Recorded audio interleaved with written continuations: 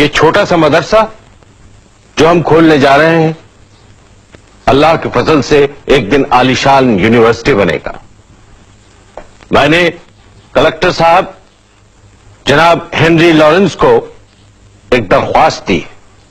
یہ درخواست کلکٹر صاحب نے انگریزی حکومت کو بھیج بھی دی، جس میں ہم نے کہا ہے کہ یہ جو 74 ایکڑ زمین بیکار پڑی ہے وہ ہمیں یونیورسٹی بنانے کے لیے دے دی جائے. اگر اتنی نہیں تو کم سے کم اتنی زمین ضرور دی جائے جس میں ہم ایک اچھا کالج بنا سکیں. باقی زمین تو ہم قومی چندے سے خرید لیں گے.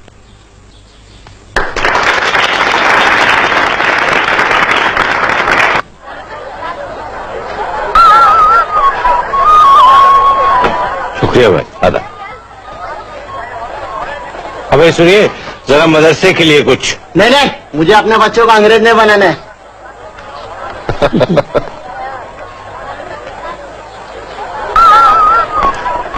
لاؤ بھی. شکریہ. ویلکم. ارے سید صاحب آپ اور یہاں اس حال میں؟ ارے بھائی قسمت میں بھیک مانگنا لکھا ہے سو مانگ رہے ہیں، لیکن اللہ کا فضل ہے کہ اپنے لیے نہیں مدرسے کے لیے مانگتے ہیں. ایک آنا ڈال دیجیے اس میں. شکریہ. اللہ آپ کو کامیاب. آمین. بتا لیلا میں تو نے کیا دیکھا، بتا لیلا میں تو نے کیا دیکھا. جا، میں تیرے سوال کا جواب نہیں دیتا. مجنو تجھے میرے ہر سوال کا جواب دینا پڑے گا. نہیں دوں گا. تجھے تیری اللہ کی قسم. نہیں دوں گا. تجھے تیرے ابا کی قسم. نہیں دوں گا. تو جا، تجھے تیری لیلا کی قسم. کیا پوچھا تم نے؟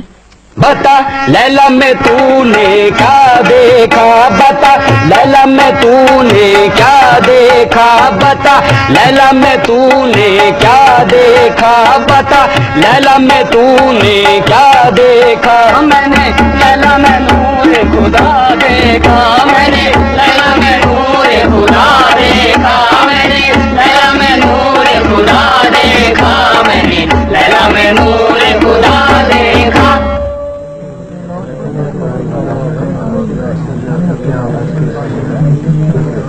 مجھے یہاں اسٹیج پر دیکھ کر کون لوگ خوش نہیں؟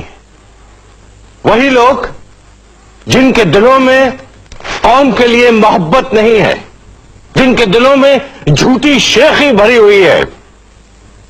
ارے رئیسوں، دولت مندوں، تم یہ مت سمجھو کہ تم نے اپنے بچوں کے لیے سب کچھ جٹا لیا ہے.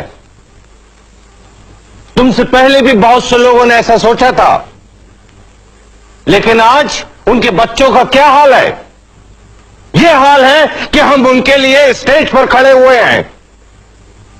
آپ مجھے کافر سمجھتے ہیں، غدار سمجھتے ہیں، سمجھیے، لیکن اگر کوئی کافر اپنے ہاتھوں سے آپ کے لیے مسجد بناتا ہے تو کیا آپ اس مسجد کو ڈھا دیتے؟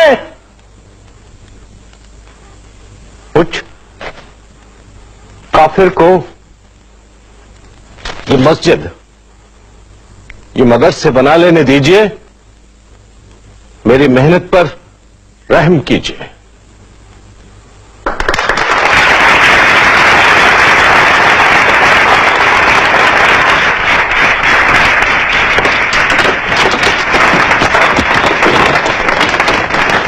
آپ کی وجہ سے مدرسے کا نام بدنام ہو رہا ہے.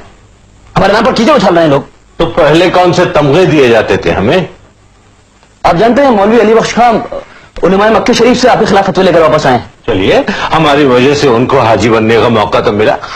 ویسے ہی آپ کے خلاف کون سے کم فتوے تھے جو آپ نے یہ لاٹری کے ذریعے چندہ جمع کیا ہے.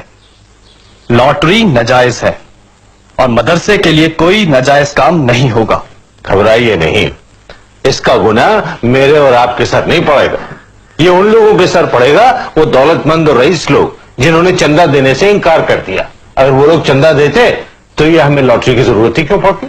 دیکھیے، میں آپ سے پہلے بھی کہہ چکا ہوں کہ اگر مدرسے میں کوئی بھی کام مذہب کے خلاف ہوا تو میں یہاں سے چلا جاؤں گا. میں نے کون سا کام مذہب کے خلاف کیا ہے؟ اپنے بچوں کو انگریزی پڑھانا کوئی گناہ ہے؟ उन्हें अंग्रेज बनाना गुनाह है। अरे भाई क्या हर्ज है अगर हमारे बच्चे कल्चर में अंग्रेज हो और मजहब में मुसलमान। मैं आपसे बहस नहीं कर रहा, मगर मुझे यकीन है कि लॉटरी की सख्त मुखालिफत होगी। बिल्कुल नहीं होगी।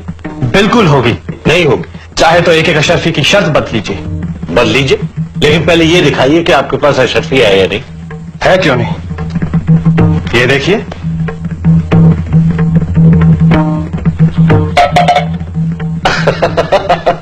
अब देखिए, मैंने आपको गुनाहगार होने से बचा लिया, क्योंकि शर्त बदलना लॉटरी से बड़ा गुनाह है। अब निकालिए एक और अशरफी।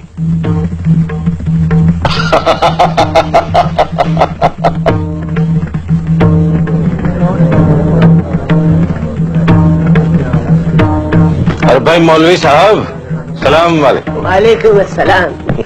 नहीं, हम तो आपको चंदा देते देते थक गए। मौलवी साहब, अब कोई दिन में हम मर जाएंगे, उसके बाद आपसे कौन चंदा मांगेगा। खुदा के वास्ते मरने की बात मत कीजिए। लीजिए, चंदा ले लीजिए। अगर आप मर गए भाई तो ये यूनिवर्सिटी कौन बनाएगा। खुदा हाफिज। ये कॉलेज आज जिसका संगे बुनियाद रखा गया है, एक तवील अरसे से मेरी जिंदगी का वाहिद मकसद रहा है।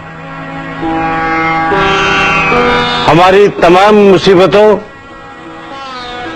और हमारी तरक्की का एक ही रास्ता है, एक ही हल है, तालीम। एक ऐसी तालीम जो सही मानों में तालीम हो, मेरी जिंदगी का मकसद रहा है। ये सच है कि ये मोहम्मदन एंग्लो ओरिएंटल कॉलेज किसी हद तक मेरी हकीर कोशिशों का नतीजा है, लेकिन मैं अकेला क्या करता। अगर मेरे हाथ न होते, मेरे साथी न होते, तो शायद इस ख्वाब को हकीकत में तब्दील करना मेरे लिए दुश्वार होता। मुझे यकीन है कि इस कॉलेज की कामयाबी का सेहरा मुझसे कहीं ज्यादा मेरे साथियों के सर पर है।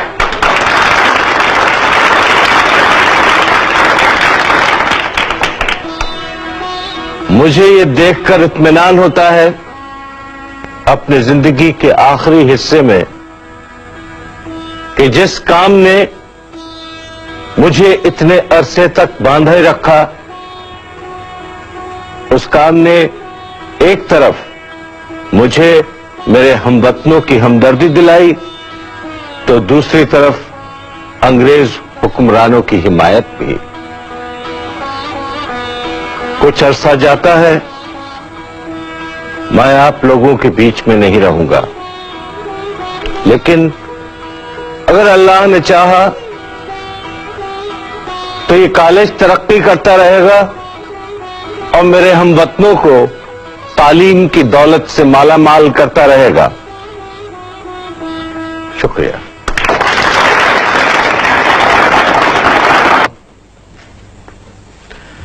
किसका खत है मोहसिन? सुरेंद्रनाथ बनर्जी का। पढ़ो क्या लिखा है।